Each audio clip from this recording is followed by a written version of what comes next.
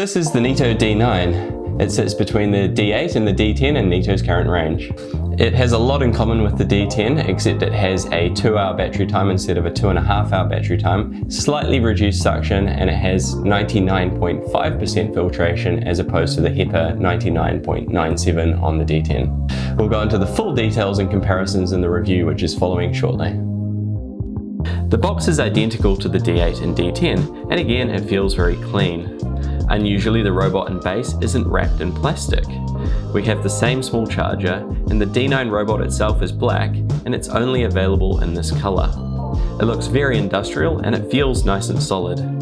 As always, it is Neato's signature D shape with a huge brush that sits along the front edge to get nice and close to walls and corners. Underneath, we have some light reading, which includes a quick start guide, a very basic manual, and the warranty information. There are a couple of spare high-performance filters and an international plug. It isn't an adapter as such, you just click the right one on for your power socket. So, that's everything we have in the box.